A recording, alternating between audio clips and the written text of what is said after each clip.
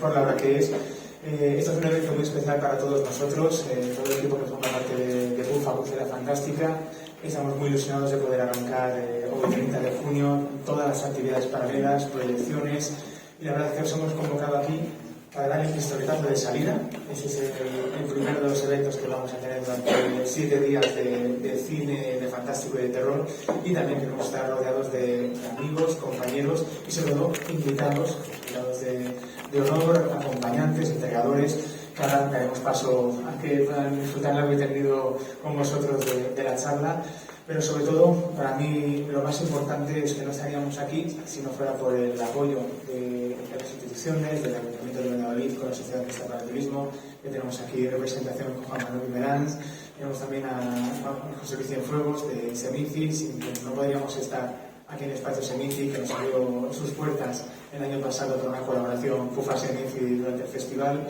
Igualmente, el Auditorio Fundos, que ha tenido el placer de unirse a nosotros Fundos para las actividades de sección Aquelarres, Cines Broadway, que es nuestra casa para la sección oficial, y quienes estáis en Valladolid habéis visto que durante 3 semanas hemos tenido una exposición en la sala de San Benito, una exposición en la que hemos tenido piezas originales de Star Wars, Indiana Jones, Aliens, para intentar homenajear lo que es el cine para nosotros, que es el cine que puedes tocar, el cine que puedes sentir todas esas piezas que se rodaban antiguamente sin necesidad de tanto CGI, y parte de ese esfuerzo es lo que cada año queremos recuperar. Por eso premiamos a clásicos, tanto de lo que es la creación de artistas visuales, de efectos especiales e ilustradores, como es el caso que ahora presentaremos.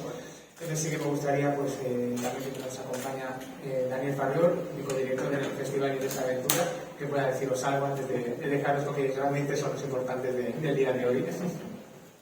Bueno, no, yo solo quiero decir que estoy emocionado de ver tanta gente aquí, que haya habido una convocatoria gracias también a 2 personalidades importantes que hemos podido traer al festival, como Tomás Hijo y Rodrigo Cortés, que hay que agradecerles que estén con nosotros, porque somos un festival pequeño, está empezando, y tener a gente así pues, es un honor para nosotros. Y muy emocionado de ver a gente, que la convocatoria ha tenido éxito y que vemos que hay una mejoría respecto al año anterior, que vamos consiguiendo atraer al público de Valladolid a acercarse a Cine Fantástico. Y solo recordaros que, para hacer un pequeño resumen de lo que vais a poder disfrutar esta semana, todos los días tendréis en la sala Fundos, en el Auditorio Fundos, las proyecciones de Aquelarres. Es nuestra sección más independiente, más arriesgada, un cine que va fuera de lo que es el circuito comercial y que por suerte se puede disfrutar todavía en festivales y en pantalla grande, que es lo que nosotros siempre queremos apoyar desde aquí. También en el Auditorio Fundos tendremos algunas proyecciones especiales, como el jueves el homenaje a Juan Carlos Fresnadillo con Intacto, que le tendremos con Andrés Coppel, que le entregará el premio de honor. Ese mismo día tendremos a Esteban Roel presentando Tabula Rasa, una película, una coproducción española que realmente nos ha sorprendido mucho, que no haya todavía tenido acogida en ningún festival. Hemos sido el primer festival en traerlo, por lo tanto es una premier completa en nuestro país. Y luego también tendremos algunas actividades paralelas como el Día Lovecraft, con el que hemos ampliado un 7º día el festival, y la idea era traer una compañía de teatro para hacer una lectura dramatizada de un relato de H.P. Lovecraft. También tenemos mesas redondas, tenemos una selección de cortometrajes inspirados en la obra de Lovecraft, algunos de ellos con un director que tenemos aquí, de Sergio Pereda, uno de sus trabajos, y luego recuperaremos Resonator from Beyond como homenaje. Y de los cines Broadway, que sigue siendo también nuestro hogar, aquí tenemos la sección oficial. Todos los días terminaremos allí a partir de las 8 con películas de las que podemos decir tienen más facilidad de llegar a salas comerciales. Muchas de ellas son estrenos nacionales, tenemos 18 estrenos nacionales, muchos de ellos europeos, varios internacionales. Hemos apostado este año por un cine que no solo traiga películas difíciles de ver en otros sitios, sino también apostar por directores conocidos. Tenemos aquí Yoshi Kurosawa, David Cronenberg, películas que nos importaba mucho tener aquí para demostrar que se puede combinar muy bien en un festival obras nuevas de cineastas emergentes con cineastas reconocidos. Y luego, por supuesto, tendremos una serie de actividades paralelas todos los días, igual que hoy aquí a las 12. Nos reuniremos entre 12 y 12 y media para todas las mesas redondas, coloquios y charlas, porque no solo hay que ver cine, sino también aprender un poco de cine. Tenemos expertos, tenemos todo tipo de coloquios variados que podéis ver tanto en la web de Semici como en la web de pufa.es con toda esa información. Y yo creo que queréis es que ya me retire, me aparto a un lado. Hoy empezamos con algo también importante, porque nosotros el año pasado tener a Javier Olivares, que fue nuestro padrino, presentó aquí una exposición y básicamente nos abrió su colección de trabajos aquí que tenéis para mostrarla. Sabíamos que la ilustración es muy importante con el cine. La gente piensa solamente en el storyboard. Yo creo que la imagen, la potencia de una buena ilustración, una imagen visual, puede atraer a cualquier persona a llevarlo a cobrar vida. Y por eso Tomás Hijo, a mí personalmente me ha inspirado mucho. Este año además tenemos Ochete Lovecraft como referente en los homenajes. Tiene una gran parte de su colección, pero más allá de eso, Tomás Hijo es alguien que ha inspirado películas, ha inspirado a cineastas, a otros ilustradores, porque lo conozco y decía que venía inspirado por Javier Olivares, me reconocía Javier Olivares, pero yo creo que muchos de nosotros disfrutamos con tu obra y tenerte aquí, no solamente por lo que es como persona, por tu trabajo, pero nosotros es lo más importante, y aprovechando, Rodrigo Cortés es un cineasta de renombre, está ahora mismo con La Piedra Blanda, nosotros presentando un libro imprescindible, que os recomiendo encarecidamente, que si no tenéis a la salida vais a poder haceros con él, incluso firmado. Yo creo que ese era un momento icónico poder tener los dos aquí reunidos, y esta tarde en los Cines Rock de las 7:45 tendremos la gala de entrega del premio a Tomás de mano de Rodrigo Cortés. Y sin más, os dejo con Tomás Hijo, nuestro premio de honor de FUFA 2025. Muchas gracias por vuestra atención. Para este tema del premio, en primer lugar porque es llamativo que haya un festival tan cerca de mi casa en el que estemos hablando constantemente de Lovecraft, de Cronenberg, que hayáis traído el año pasado a Javier Olivares, que como te dije es mi ídolo, y también es una sorpresa porque dada la rivalidad secular que hay entre las dos ciudades, ¿no? Entre Valladolid y Salamanca, pues que hayáis traído a dos salmantinos aquí hoy para abrir la gala, pues también es una cosa que entra un poco en el terreno de la fantasía. En cualquier... Eso es porque en Salamanca creemos que les importamos a los de... Les damos igual, ya lo sé. Hay una leyenda que dice que todo es obra de un obispo malvado, ¿no? Que trató como de distribuir y traer aquí la industria y de traer en Salamanca la cultura o algo así. También aquí se ve que la leyenda es falsa, ¿no? Porque no está funcionando así la cosa. Así que bueno, muchísimas gracias de verdad a vosotros por haber contado conmigo para esto, y también muy particularmente a mi amigo Rodrigo por acompañarme en un día como el de hoy. Para mí significa muchísimo que un tipo al que, pese a ser amigo mío, sigo admirando como cuando no lo éramos tanto, pues esté conmigo hoy y me vaya a hacer entrega del premio. Además, es una oportunidad maravillosa para daros a conocer, que es un poco el objetivo de lo que viene a partir de ahora, de daros a conocer un trabajo que Rodrigo y yo hemos hecho en común. Se llama La Piedra Blanda. Es un libro que no vamos a tratar de definir porque es absolutamente imposible, pero trataremos de dar algunas pistas de lo que hemos hecho. Empezamos a hacer este proyecto hace 5 años y aunque siempre lo aclaramos, Rodrigo ha hecho varias películas en ese tiempo, yo he hecho por ahí algunos libros, algunos tarots, pero hemos estado haciendo esto durante un montón de tiempo y ahora pues estamos tratando de contar qué es lo que hemos hecho y tratando de explicarlo, porque realmente es un trabajo muy único, muy especial y que no se parece a nada de lo que hemos contado hasta ahora en distintos medios, ¿no? Donde hemos contado pues un montón de cosas que Rodrigo y yo tenemos en común en cuanto a lecturas, visionados, conversaciones, cañas, chiringuitos, comidas japonesas. Bueno, hay un montón de cosas ahí por debajo de ese libro que yo creo que es lo que deberíamos, no sé si estás de acuerdo conmigo, tratar de comunicar. Sí, vamos a convertirlo en una charla, no tenemos guión. Os libramos de que alguien nos presente, porque dedicaría 5 minutos a explicaros quiénes somos, que es algo que en principio sabéis porque por alguna razón habéis venido. Sois héroes, por otro lado, a las 12 del mediodía, un lunes en Valladolid. Gracias. Es la primera vez que veo directores de un festival uniformados. Es una idea estupenda, por otro lado, cuando uno quiere protestar por la programación, sabe muy bien a quién dirigirse. Y gracias, José Luis, por prestarnos la sala de estar de la Seminci.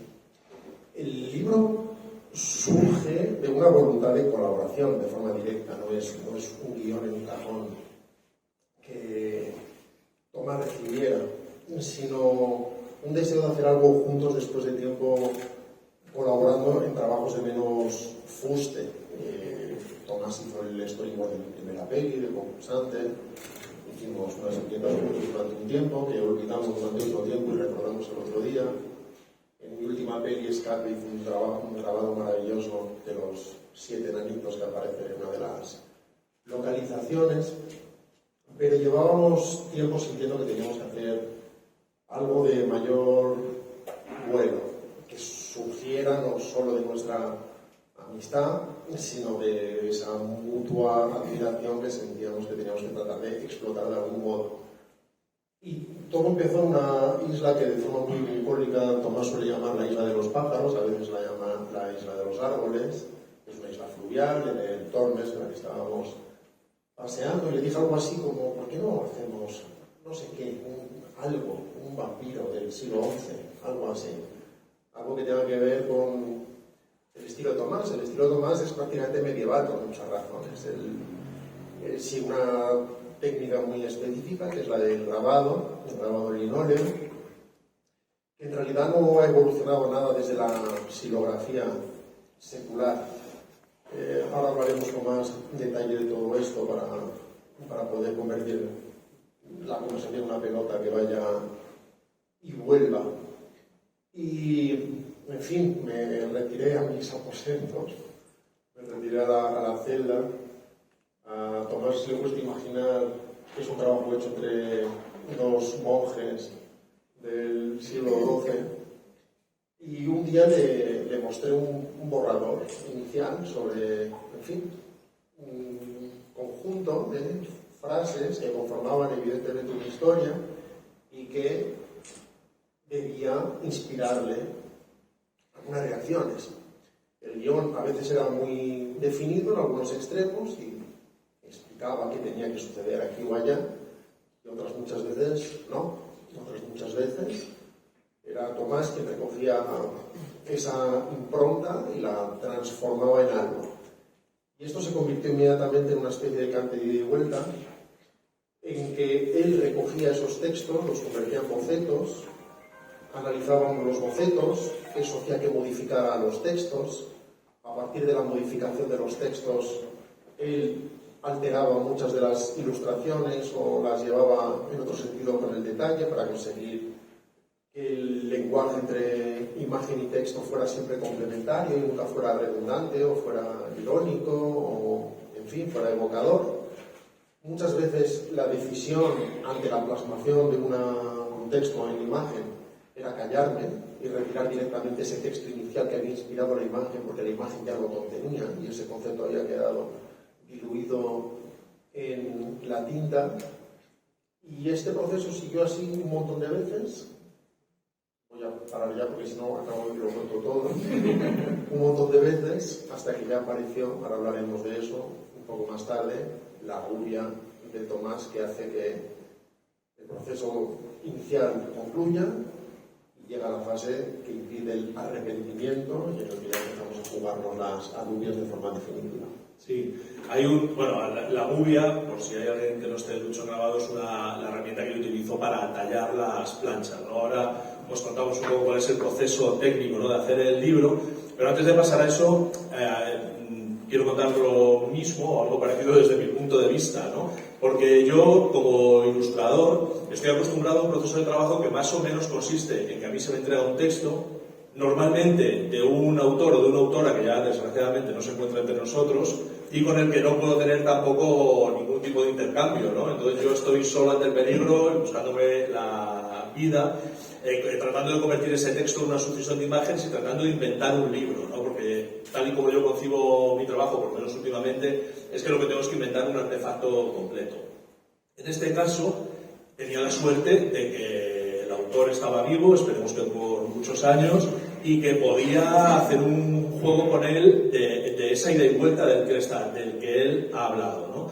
Esto además es interesante porque cabe la tentación injusta, por otra parte, de pensar que esto puede parecerse a un cómic de los que podemos ver habitualmente en las librerías, ¿no?, cuyo proceso de trabajo es que hay un guionista que escribe unas páginas, en ocasiones explica lo que tiene que haber en cada viñeta, y en ocasiones, como no sé si conocéis el trabajo de Alan Moore, por ejemplo, pues le falta cogerle la mano al dibujante para dibujar él un poco por encima, ¿no? En este caso, la suerte es que podíamos jugar con el material que íbamos generando. Y gran parte de esos 5 años de los que hablamos, de esos periodos intermitentes durante los 5 años, fueron precisamente jugar a este juego de tratar de construir ese juguete que es al final el libro. Entonces, el texto iba y venía, el texto se modificaba a la luz de las ilustraciones se modificaban a partir del nuevo texto, pero todo esto siempre en una fase que, bueno, como estamos en un festival de cine, podríamos llamar de preproducción. Todo esto se hizo sobre bocetos que se iban cambiando, bocetos rápidos, que se iban cerrando poco a poco, que se iban modificando, porque nosotros teníamos un barranco al que nos íbamos acercando poco a poco, que es el barranco del grabado. Y los que más o menos conocéis este tipo de procesos sabéis que el grabado es una técnica que no permite ya ese tipo de juegos. Nosotros teníamos una línea roja ahí, que sabíamos que en el momento que yo sacara la gubia y sacara las planchas, ya no íbamos a poder seguir jugando. Ya eso iba a ser, digamos, de alguna manera palabra de Dios, ¿no? Entonces, por eso demoramos tanto ese proceso, por eso tardamos tanto, y por eso hubo un momento en el que, bueno, pues el trabajo ya cayó un poco ya del lado mío de la mesa, y yo tuve que trabajar un poco más en solitario. Pero hay que decir también que incluso en ese momento seguíamos en contacto, ¿no? Y había cosas curiosas, como por ejemplo la última llamada. La última llamada era, cada vez que yo iba a hacer uno de estos 100 grabados o 100 y pico grabados que hay en el libro, sacaba el boceto de su cajón, le hacía una foto, lo mandaba por WhatsApp, ¿no? Y decía: Rodrigo, voy, lo voy a tallar, estamos. Y normalmente la respuesta era: espera, que tengo que mirar no solo ese, sino el anterior y el siguiente y alguno más, porque hay que ver la cadencia. Mira todo lo que quieras, vamos a revisarlos, pero tenemos que estar muy seguros cuando llegue el proceso. Normalmente Rodrigo cuenta el proceso técnico mucho mejor que yo, y le voy a pedir que lo haga también en esta ocasión, porque a mí, que soy una persona muy humilde y muy sencilla, pues me cuesta mucho alabarme a mí mismo, y además hay muchas partes del proceso que a pura fuerza de repetirlas ya me resultan tan triviales que las salto, ¿no? Entonces yo creo que Rodrigo es la persona más indicada para contar qué pasa, ¿no? Después de que yo saco ya esa herramienta, saco esas planchas. Y a mí sí me fascina, a mí me fascina. Una de las razones por las que sentí tanto deseo de hacer este trabajo colaborativo y radicalmente coautoral. Es un trabajo a 4 manos, no es un trabajo de texto más imagen, sino que es un motete a 2 voces desde el primer momento. Es precisamente mi fascinación por el trabajo de Tomás, porque tenemos que entender que primero parte de un lápiz muy suelto, muy esquemático, en el que sitúa las figuras y lo que nos permite tomar decisiones al respecto. Luego, digamos que afila más el lápiz y llega el paso del detalle, en el que eso se parece mucho a un dibujo, y uno podría confundir con un dibujo equivocadamente. Uno podría pensar: muy bien, el dibujo ya lo tenemos. Enseguida uno aprende que no, que el dibujo llega después. A modo de calco lo lleva una plancha de linóleo francés. Al fin y al cabo el grabado, con la plancha de un grabado, va a ser un sello de estampación, como cualquier sello de funcionarios, porque es mucho más complejo, mucho más delicado, mucho más hermoso, pero el principio es el mismo, y por lo tanto tiene que trabajar en espejo para que después del proceso de estampación todo recupere su sentido. Pero no solo trabaja en espejo, sino en negativo, porque el trabajo de la gubia es extractivo. Él con la gubia lo que hace es herir el linóleo y eliminar todo lo que sobra. En el dibujo el trazo es la línea, pero en el grabado el trazo es lo que queda. La línea es lo que no se elimina, es lo que queda. Y ahí el dibujo, el teórico de dibujo, sufre un proceso de transformación radical. Ahí es cuando surge el verdadero estilo de Tomás. El estilo de Tomás es inconfundible, es irrepetible, tiene una personalidad única, un sentido del detalle con una seguridad pasmosa, porque este es un proceso en el que no me atrevo a decir que no quepa el fallo, pero lo que no cabe es el arrepentimiento. Es decir, cualquier mínimo desvío sobre el plano original se tiene que reencauzar y aprovechar. Lo que Orson llamaban los divinos accidentes. Decía Jimi Hendrix que lo que determina si una nota es errónea o no son las siguientes notas. Y En fin, por otro lado, Tomás no es alguien que vaya cometiendo fallos que tenga que reaprovechar. Es no solamente un artesano, pero hay una parte artesanal de lo que él hace fundamental, sino un artista pleno. Después de esto, esta plancha se embadurna con una pintura oleosa, con un rodillo, se aplica encima un papel húmedo, precisamente para que después, con la presión, la plancha forme casi parte de la textura del papel, se cubre con un fieltro y se somete a la presión de 1000 kilos de presión de un tórculo, que es esa palabra mágica que define una prensa. Estas prensas que hemos visto alguna vez, una especie de volante para que la plancha prácticamente forme parte de ese papel, del que luego se arranca gentilmente y eso se graba. Ese es el resultado. Ahí es donde aparece de verdad lo que se ha estado preparando durante todo este tiempo. Más de un centenar de veces. Y esto podría parecer que es el final del proceso, no diré que es el inicio, es la conclusión de una parte muy importante del proceso, pero después hay toda una fase narrativa en la que volvemos a reunirnos en el refectorio y que tiene que ver con una técnica narrativa muy particular que emplea el libro y que, en fin, nosotros no hemos visto previamente, no diremos que nos estemos inventando nada, y por otro lado no surge por la voluntad de inventar nada, sino porque el propio camino nos fue llevando a una dirección determinada que no fue una dirección particularmente transitada o particularmente hollada, porque al principio no sabíamos muy bien lo que íbamos a hacer. Podría haber sido una especie de romance de ciervo, un pliego de cordel, e inicialmente de hecho creíamos que íbamos a hacer algo así, algo semi-medievalizante que de alguna manera dialogara de forma profunda con su técnica, como si él fuera una especie de artista que desde el centro mismo de la obra la generara. Pero después se fue creando una disposición narrativa de la que hablaremos ahora y de la que seguro que Tomás tiene muchas cosas que decir, en la que en cada una de las hojas del libro, que también es un artefacto en sí mismo, es una especie de libro dentro de un libro, hay generalmente un único grabado, que va desplazándose además narrativamente por la página. Hay una especie de viaje de la viñeta a través del espacio en blanco. La posición determina cosas, el tamaño determina cosas. Tal y como lo describo suena abstracto, pero es muy fácil de navegar, sin embargo, se entiende muy bien. Cuando uno abre la primera página y ve esa imagen en la parte superior izquierda que dice "Me llamo Pedro de Poco, a veces tengo hambre", pasa de página y ve que la imagen se desplaza un puesto. Cuando tengo hambre mato un jilguero, pasa uno de página y ve que se desplaza a la esquina contraria y dice "y me lo como", y pasa de página y el grabado llena la página completa. Del mismo modo que en ocasiones ocupa las dos páginas de forma inesperada, generando un efecto determinado.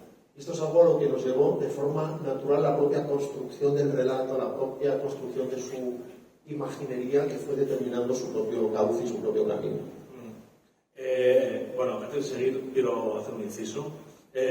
Habéis visto lo bien que lo cuenta, ¿no? Me he hecho 100 grabados, más otros tantos que me hago yo de otras cosas, y como podéis comprender, normalmente cuando salgo del taller salgo cansado, a lo mejor un poco aburrido de hacer tantas veces lo mismo, y cada vez que oigo a Rodrigo explicar las cosas que yo hago allí abajo en ese sótano con mi tórculo, me dan ganas de irme para allá y volver a grabarlo. Y si es que la verdad es que es bonito esto que hago y que me lleva tantas horas. Y sobre lo que está diciendo, sobre este viaje del ojo, es muy chulo, ¿no? Porque cabría pensar, pues, cuando estamos hablando de todo ese viaje de vuelta, de todo ese tiempo en el que nos estamos intercambiando ideas, él me pasa textos, yo le paso dibujos, vamos como retomando, que eso no es más, y ya sería bastante, que un camino de perfección, ¿no? De, a ver cómo podemos hacer esto un poquito mejor, pásame esto, que lo pulo, que lo arreglo, que añado, que quito. Es eso, pero es mucho más. Y eso es una de las cosas, o probablemente la cosa que más me ha divertido del libro, porque lo que se trataba cuando hacíamos ese juego y cuando diseñamos todo ese recorrido visual extraño que hay por las páginas del libro, lo que queríamos también era jugar con los elementos que tenemos en las manos, ¿no? Entonces, cuando leáis el libro, que estoy seguro de que no solo lo compraréis, y varios, sino que además lo vais a leer, vais a ver que hay muchas cosas que son curiosas, pueden ser sorprendentes y espero que sean interesantes. Por ejemplo, el texto y la imagen, en un libro ilustrado convencional, suelen ir cogidas de la mano durante todo el camino, ¿no? Entonces tú coges el cuento de Caperucita estaba con su mamá, Caperucita y la mamá, se fue al bosque, ver los árboles, bueno, va viendo un poco lo mismo, ¿no? Y a mí es una cosa que me parece que normalmente suele ser un poco pobre y que merece la pena jugar un poco con cómo se relacionan el texto y las imágenes en un libro. Y aquí hemos explotado eso al máximo. Hay veces que el texto y la imagen son redundantes como son normalmente en los libros. En otras ocasiones, de repente se separan. Y esa separación, yo creo, por lo menos en mi cabeza, va creando unos efectos en el significado de lo que se está contando que son muy interesantes, ¿no? Y, por ejemplo, hay una parte, pues siempre citamos algunos de los ejemplos que hay un momento en el que hay una viñeta que dice, a veces le apartaba el pelo de la cara, ¿no? Y entonces, bueno, en ese momento yo me podría haber limitado a dibujar una mano, un pelo. Bueno, sin embargo, ahí es uno de los textos que vamos a ver cómo lo podemos abordar de otra manera. Y al final lo que decidimos es que aparece simplemente una hoja desprendiéndose de la rama de un árbol, ¿no? A mí me parece que eso es bonito, que eso es poético y que eso aporta esa diversidad de significados al libro, que es tan interesante. Y por otro lado, hay veces que el texto y la imagen puramente se contradicen o toman caminos totalmente distintos. Y creo que también ahí se arroja una cierta ironía, un cierto misterio, una cierta apertura en el sentido que yo creo que es la que tiene el propio libro. Los que ya lo hayáis leído, habréis visto que una de las mejores cosas del libro, y está mal que yo lo diga, pero a mí me parece maravilloso, y esto fue una de las cosas que me interesaron más cuando Rodrigo me pasó el texto original, es que el libro no tiene moraleja. La historia es una historia en la que acompañamos la vida de un personaje, ¿no?, que nace al revés, boca abajo, a la segunda. Bueno, hay un montón de cuestiones ahí interesantes. Aparte, esa historia no se cierra con una moraleja, ni con un sentido, ni se trata de imponer a machamartillo un significado a la obra, sino que cada uno, de alguna forma, tenemos que sacar algo de ahí. Y sabemos, a ciencia cierta, que la misión está cumplida, porque es maravilloso ver las reacciones que tiene el personal, ¿no? Y entonces hemos recibido interpretaciones de todo tipo. Por ejemplo, hay gente que nos ha dicho que es una obra humorística maravillosa, ¿no?, y que ha pasado todo el libro de risa en risa.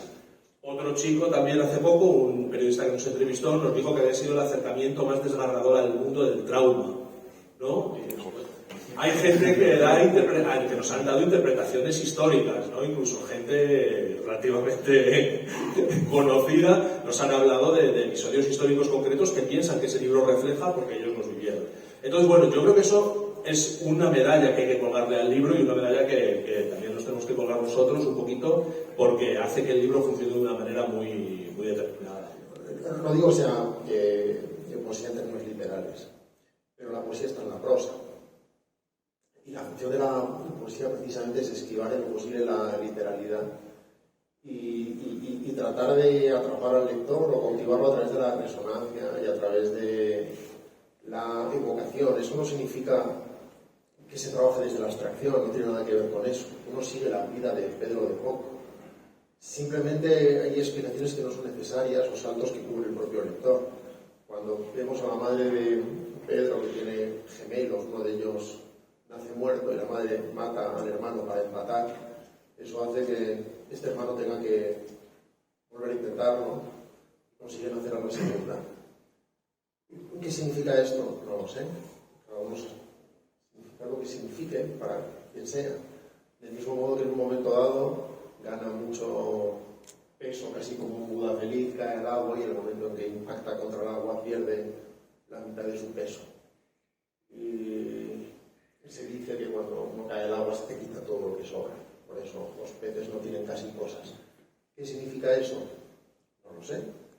Pero no es que no signifique nada. Tampoco significa que haya una especie de mensaje codificado para listos, en absoluto.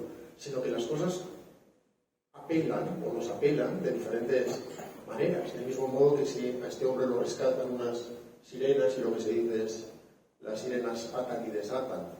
¿Qué significa que las sirenas atan y desatan? No lo sé, pero significa cosas para el lector en ese momento, porque está siguiendo una historia lineal en realidad.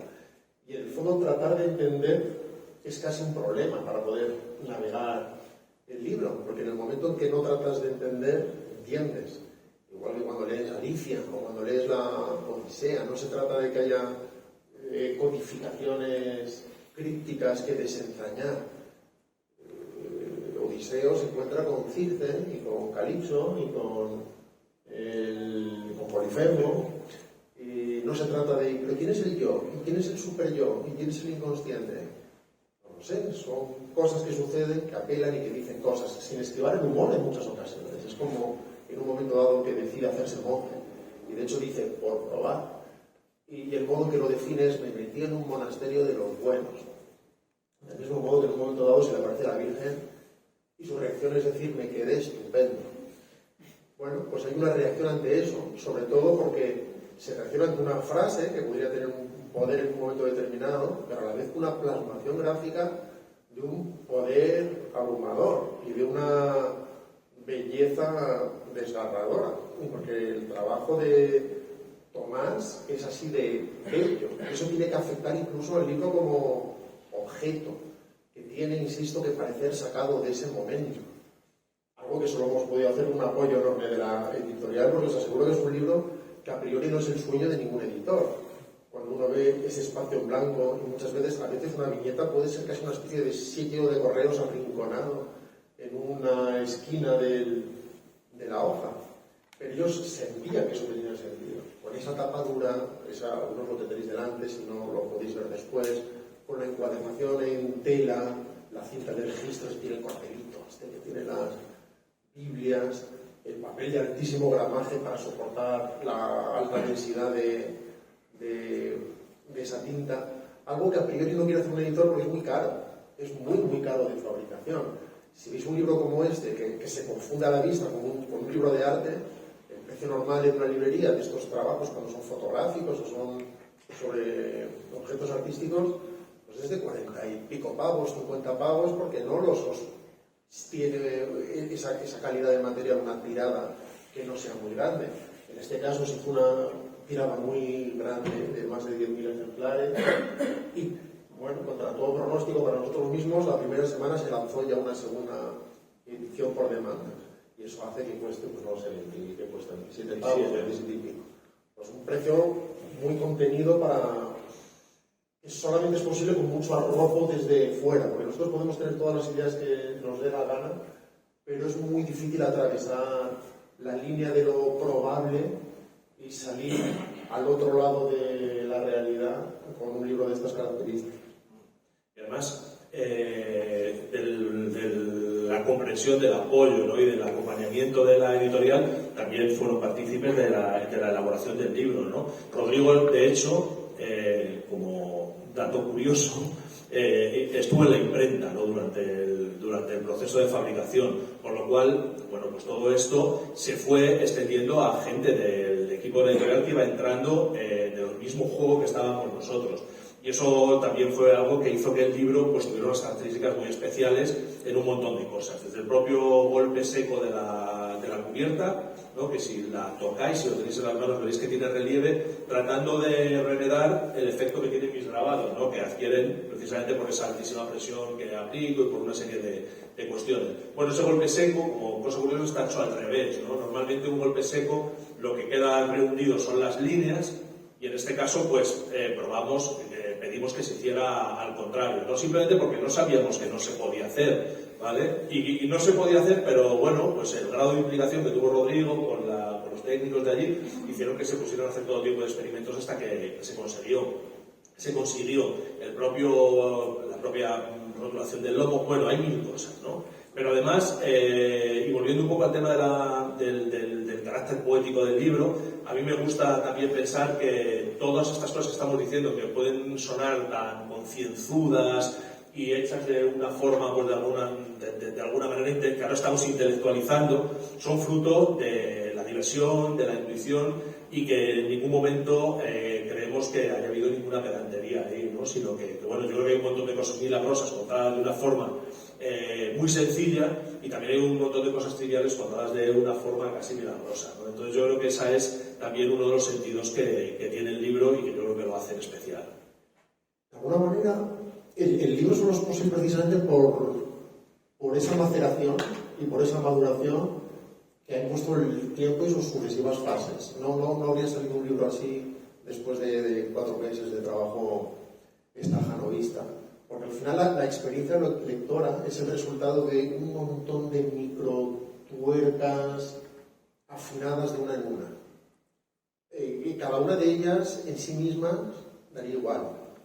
Muchos de los microafines, incluso en el recorrido de la imagen a través del espacio vacío, en el que se desplazaban finalmente los dibujos 2 milímetros, o aumentaban o se reducían un 2% o un 1%, después de hacer sucesivas impresiones para tratar de conseguir una determinada perfección, o el afine previo de todos los grabados de Tomás, o de cada palabra, porque la técnica de Tomás afecta también a la escritura. A mí me afectaba a la escritura, porque cada una de las palabras tiene que ganarse su hueco en la plancha, porque incluso cada una de las letras del libro está tallada. No son tipografías primitivas que se hayan resuelto después, sino que están también talladas con la gubia. Eso obliga a una especie de trabajo de compresión máxima, también muy relacionado con la poesía, tratando de que cada una de las palabras encierre lo posible mundos o posibles significados posibles, porque no tendría sentido que hubiera una imagen con el poder de la capacidad artística de Tomás que compitiera con 10 líneas debajo. Hacía falta como un gran trabajo de síntesis en el que la palabra pareciera dibujada y los dibujos parecieran escritos, y que fuera difícil discernir una cosa de la otra, porque el libro no es propiamente un cómic, no lo es, aunque tiene elementos comunes, sin duda, al tebeo. No es propiamente un libro de arte, aunque podría confundirse con uno, por la experiencia a la hora de llevarlo y por su propio aspecto. No es texto ilustrado al uso, porque no es un texto previo, como El corazón de las tinieblas de Conrad, al que después Tomás añade unos cuantos dibujos de barcos y de gente del Congo y de palmeras, sino que es otra cosa que se va generando a sí misma y que solo pueden hacer de ese modo. También sucede que cuando se reduce el significado de una sola cosa, en gran medida se mata. Tomás suele decir que es un libro sin tesis, es verdad. En general trato de escribir desde ahí, trato de darme toda la libertad del mundo, y además sé que Tomás, que además escribe maravillosamente, por cierto, va a tomar también desde su propio espíritu poético todo eso, y lo va a depurar a través de sus sentidos de una forma interesante. Hay un momento, por ejemplo, en el que se habla de... se dice algo así como: después llegaron los peregrinos, y se dice luego los mensajeros. Cuando dices luego los mensajeros, así como en otras ocasiones, en definiciones de lo que va a suceder o de lo que va a ilustrar uno de sus grabados, en ese caso, como en tantísimos otros, no. Y queda a su interpretación ver en qué convierte eso de forma interesante. Y recuerdo que entre una doble plancha con 2 imágenes, me mostró una doble plancha en la que había unos brazos, unos bocetos de unos brazos y unas liebres después. Eso me resultó muy interesante, era como, muy bien, hay como algo que surge de esa naturaleza primaria que define el propio libro todo el rato, que no está hecha a la medida del hombre y que es más bien despiadada, porque en el libro las cosas no son buenas o malas, sino que son en toda su crudeza. Y recuerdo que al ver el dibujo, simplemente mirando las liebres, solamente le dije: ¿liebres? ¿Seguro? Y él me dijo: dame un rato. Y volvió con unas tortugas, sin más. Entonces aparecieron unos rajos y unas tortugas. Cuando dice después los mensajeros, y aparecen estos animales, unos rajos y unas tortugas, de repente eso es perfecto. Y no hace falta hablarlo. Ponemos como ejemplo muchas veces los ex libris que tuvo la amabilidad de ir regalándome para mis obras anteriores, en los que yo no le hacía ningún tipo de encargo. Él me regalaba unos ex libris para las firmas. Y nunca le dije: me gustaría un logo que... No. Él interpretaba a través de su propia sensibilidad el espíritu de la obra y lo convertía en algo. En el caso de Los años extraordinarios, era una rosa de los vientos con una hoja tierna en uno de los brazos, en fin. Y recuerdo que con cuentos telúricos le dije simplemente, por alguna razón, de un platillo volador de los años 50, muy simple, tal vez con un haz, pero con algo, tú sabrás. Y él, en el mismo instante, dijo, un ancla. Y le dije, eso. Ya está. Pues así ha sido en el fondo todo el proceso, porque toda la reflexión que esconde todo eso ya está ahí, no hay que verbalizarla. Claro que puedes decir mil cosas, pues qué bien los mensajeros, porque los brazos se desplazan casi sin espacio de alguna manera, los cuervos, pero las tortugas, sin embargo, son muy lentas, y entonces esa cualidad de mensajeros no se dice nada, solo tortugas, perfecto. Del mismo modo que en lo otro se podría haber dicho, ah, qué bien, lo estelar y lo terrenal, lo inexplicable y el ancla que lo sujeta a la tierra. No se usan esos términos, solo se dice eso, porque hay muchas conversaciones comunes, muchas referencias comunes, mucho amor común por Buñuel, por ejemplo, mucho amor común por Cunqueiro. Yo, dentro de ese espacio abierto que es el libro, y que, como estáis viendo, estamos tratando de demostrar pues, que no tiene fronteras, que no tiene lecturas muy claras, lo que sí que os recomendaría es que cuando lo leáis, si es que lo leéis, que seáis muy rigurosos con el orden. Porque sí que es verdad que el libro luego está concebido tiene dos prólogos al principio, donde yo explico en uno la forma de trabajar suya y él en el suyo la forma de trabajar mía. Después digamos que está el cuerpo del libro y al final hay como una especie de apéndice para que se vea la materia, para que se vea un poco no lo llamaría making of, sino bueno, pues una serie como de referencias gráficas del material que tuvimos entre las manos a la hora de trabajar. De hecho, eso surge de un empeño muy grande de que el lector comprenda la materia que tiene entre manos, porque el cuerpo lo respeta de otra manera. Es inevitable. Es como cuando ves una película en pantalla grande o la ves en una plataforma. No estoy poniendo nada a competir, ni diciendo que una cosa deba permanecer y otra deba morir. No estoy hablando de eso. Estoy hablando de la experiencia sensorial. Cuando uno va a una sala, se molesta y sale de casa y se informa previamente, genera unas expectativas determinadas y hace cola y se sienta en una fila que después recuerda cuál es, sabe que es más o menos mitad de sala, un poquito a la derecha, o recuerda el cine en el que vio esto o aquello, recuerda el cartel ante el que se situó, y eso genera una huella sensorial que no deja el sentarte en el sofá y ver un montón de rectángulos y dar a uno de ellos. De algún modo el cuerpo no lo respeta de la misma manera, y cuando empiezan a desfilar los créditos el buffer ya empieza a borrarlo. Del mismo modo que cuando uno lee en papel, uno tiene un montón de referencias sensoriales, táctiles, olfativas. Uno recuerda que un pasaje estaba seguro en página par y seguro hacia abajo, mientras que cuando uno lee en digital no ve la portada todo el rato, no lee el nombre del autor todo el rato, sabe que le queda un 20% en lugar de que le queda esto o esto, y eso deja otro tipo de trazas. Lo mismo sucede con el libro. El libro está editado en digital también, pero yo no le recomendaría a nadie que lo comprara en digital. Desde luego en digital leería las mismas frases, sin ninguna duda, y podría disfrutar del genio de Tomás, sin ninguna duda, pero se pierde la experiencia sensorial y la navegación sensorial. Y por esa misma razón, además, era importante que cada lector comprendiera, y por eso empieza con esos prólogos, que están viendo grabados, hechos con una técnica muy determinada, porque afectan al propio contenido, insisto, como si emergieran del corazón de la historia. Y eso dispone al lector en una frecuencia distinta. Y cuando uno ha sentido eso, después de ese apéndice casi sensorial, matérico, en el que ve la plancha herida y ve las gubias de trabajo y ve ese trabajo negativo y el espejo, que de alguna manera reafirma esa sensación y lo dispone para una casi inevitable relectura, porque obviamente un libro de estas características no se lee en 3 semanas.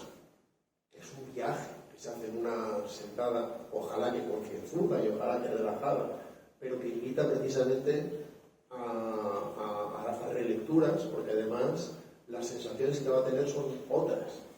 Hay algo de lo que se hablaba Tomás, que tiene que ver con la inexpresividad, por ejemplo, del personaje, que no sonríe, que no llora, que no se queja, poco, que funciona casi inevitablemente como espejo, porque las lecturas son múltiples y el libro es tantos como espectadores lo cruzan, precisamente porque hay un inevitable trabajo de proyección y parte de las participaciones del lector rellenando todos esos huecos, todas esas elipsis, llenando de significado todos los espacios vacíos e incluso las emociones de esa piedra blanda que es Pedro de Poco, que es dura por fuera, pero que sentimos que palpita por dentro y cuyas emociones no muestra, pero nosotros interpretamos, cada uno de un modo distinto.